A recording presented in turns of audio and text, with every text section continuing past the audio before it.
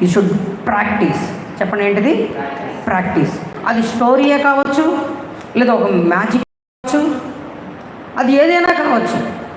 పిల్లల పరిచర్యలో ఏదైనా సరే ప్రార్థనలతో ప్రారంభించి నువ్వు దాన్ని ప్రిపేర్ చేసుకొని దాన్ని సరైన విధంగా ఒక ప్లాన్ చేసుకొని ఇప్పుడు నువ్వేం చేయాలి తెలుసా? ప్రాక్టీస్ చేయాలి. ఎక్కడ? ఇంట్లో కానీ ఎక్కడైనా ఉండు, ఒకసారి నువ్వు ప్రాక్టీస్ ఖచ్చితంగా చేయాలి. మేము చేస్తాం. ఇదే కదా ప్రాముఖ్యమైంది.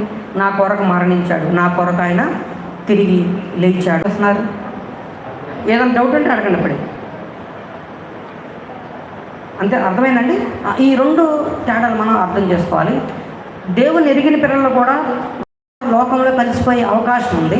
కానీ వారు ఎప్పుడు సండే స్కూల్లో ఎదుగుతారు, దేవుని మాటలు వింటూ ఉంటారు కనుక ఏదో ఒక సందర్భంలో వారు ఈ విషయాలను అర్థం చేసుకోగలుగుతారు. కానీ అప్పుడప్పుడు కొన్ని ఈవెంట్స్ వస్తారు, అన్ని పిల్లలు వస్తూ ఉంటారు. అప్పుడే ఈ సండే స్కూల్ జరుగుతూ ఉందని, ఈ సండే స్కూల్లో మనం కూడా వెళదామని కొత్త పిల్లలు వచ్చే అవకాశం ఉంది. సో వాళ్ళపైన మనం ఎక్కువగా ఏం చేయాలి తెలుసా? దృష్టి పెట్టాలి. వారికి మనము ప్రథమ ప్రాధాన్యత ఇవ్వాలి. అలాంటి పిల్లలకు, కొత్త పిల్లలకు వాళ్ళకి ముందు ప్రాధాన్యత ఇచ్చి అవసరమైతే వాడినే లీడర్గా పెట్టి పెడితే చచ్చినట్టు ఉంటాడు. ఇక్కడ ఆయన లీడర్, నువ్వు లీడర్ రా మా సండే స్కూల్ కంటే, నేను లీడర్నా అనుకుంటాడు. వాడే వచ్చేస్తాడు. ఇంకా వాడితో పాటు వాడి పిల్లలందరినీ తీసుకొచ్చేస్తాడు. సో అలాంటి వాళ్ళకి కొంచెం ప్రాధాన్యత ఇచ్చి వాళ్ళని మనం ఎంకరేజ్ చేస్తే వారు ఖచ్చితంగా ఒకనొక సమయంలో వాళ్ళు రక్షించబడతారు. తర్వాత మనము పిల్లలకు మనము ప్రిపేర్ అయ్యాము, మనం అందరము కూడా సిద్ధపడ్డాము, ఏమేమి చెప్పాలో ప్రిపేర్ చేసుకున్నాం, ప్రాక్టీస్ చేసాము, వాళ్ళకి బోధించేసాం. కానీ ఆ బోధన పద్ధతుల్లో మనం వాడవలసినవి 4 ఉన్నాయి. చూడండి, యాక్టివిటీస్ అంటే వాటిని ఏమంటారంటే బోధన పద్ధతులు కొన్ని ఉన్నాయి. యాక్టివిటీస్ ఏంటి పద్ధతులు?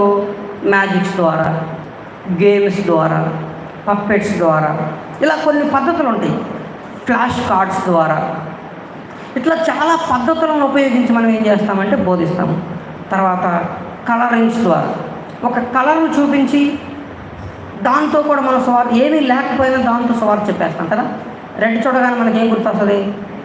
అది వెంటనే చెప్పేస్తాం. రెడ్ చూడగానే యేసు రక్తం, వైట్ చూడగానే పరిశుద్ధత, హోలీనెస్, ఎల్లో చూడగానే పరలోక రాజ్యము, గ్రీన్ చూడగానే విశ్వాసం, ఎదుగుదల. ఇట్లా మనకి కొన్ని కలరింగ్స్లో కూడా ఒక స్వార్థ ఉన్నది కదా. సో మనము వాళ్లకు కలర్ని అలా నేర్పిస్తూ డ్రాయింగ్ కూడా వేపిస్తాం కదా. ఆ డ్రాయింగ్ వేపిస్తూ ఆ కలర్ యొక్క ఉద్దేశాన్ని కూడా మన వారికి బోధించాలి. అది కలరింగ్. తర్వాత క్రాఫ్ట్ వర్క్ ఉంది.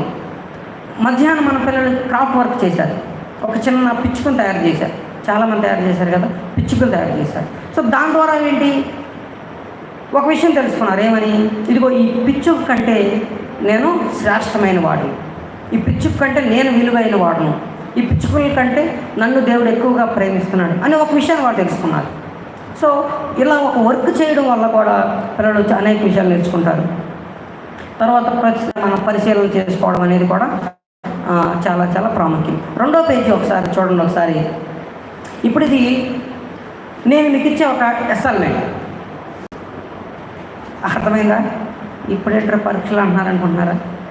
మీకు పేపర్లు ఇచ్చింది అందుకే మరి పరీక్షలు రాపిద్దామని. ఒకసారి మీరు మీ బైబిల్ తెరిచేసి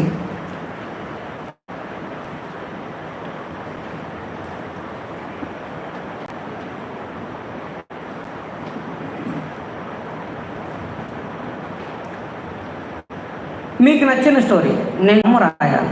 సంఘటనల క్రమం అంటే ఏమేమి వరుసగా జరిగినాయో అనేది రాయాలి. ఒక రాయండి చూద్దాం, త్వరగా రాసేయండి. సంఘటనల క్రమం. ఎప్పుడప్పుడు ఒక స్టోరీ తీసుకోండి. ఫస్ట్ ఏం జరిగింది, తర్వాత ఏం జరిగింది, తర్వాత ఏం జరిగిందో కనీసం 15 పాయింట్స్ ఉన్నాయి ఇక్కడ. కనీసం 15 పాయింట్స్లో 15 సగం ఎంత? 7.5. అంటే కనీసం 7 అన్నాడు. కనీసం ఒక 5 రాయించాలి.